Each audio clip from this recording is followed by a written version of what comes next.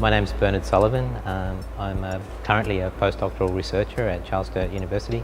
It was an interesting approach to research because I really didn't have a topic for the research. I didn't really have an agenda, I guess. I was asked by some Wiradjuri elders if I would like to work with them, and as a result of that project and discussions over a number of years, the project involved is what we came up with. I've got a background as both a graphic designer, an animator, filmmaker, and those skills became part of what we decided to do together. We got some little bits of funding from the university, but we also developed a structure in the research so that many of the things that we're creating were things that we were also going to sell. So we created books, we created animations, we created a number of products, and that in a way enabled the next round of research to continue financially.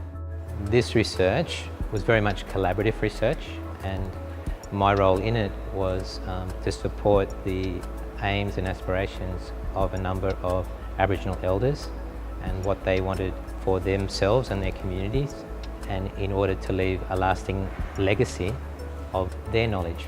So in other words, the research question was, how may cultural wisdom be understood and shared? And that became, well, how can I work with the elders to pass on their knowledge in this context? For me, to learn my language was putting me who I am, telling me who I am and where I belong, and my people. I want my people to go back and learn that, and learn to respect themselves and their country. That's the important issue about language, and it's who you are. Without a language, you have nothing. The nature of a lot of this knowledge involved in this project is so subtle. It was only held by, at the time, 2 or 3 people. That knowledge now is a lot more secure.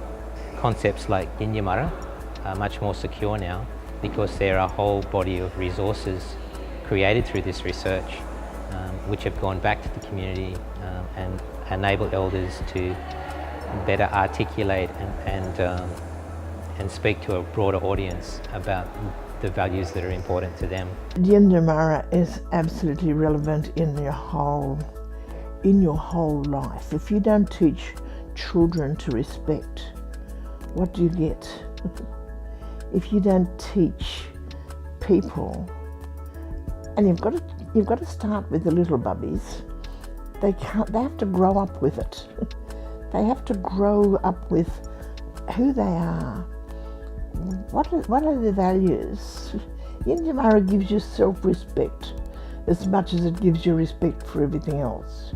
And once you've got that respect, you can look out at the world and you honour and respect the world. This research from the beginning was designed to be accessible and easy to distribute.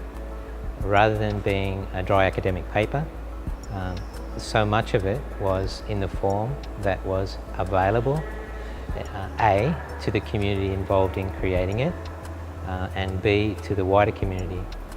By creating films, books, animations, we were able to provide, through a combination of public screenings, book launches, online distributions, we were able to create access to the output of the research in a real and tangible way to a range of people who would not ever engage with academic research.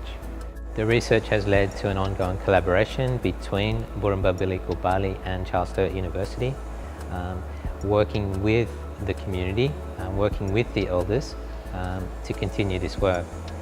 One of the things that has emerged is that an understanding of how personal cultural knowledge is, how each elder has their own knowledge, and how this knowledge then becomes a whole adventure in terms of documentation and protection and communication.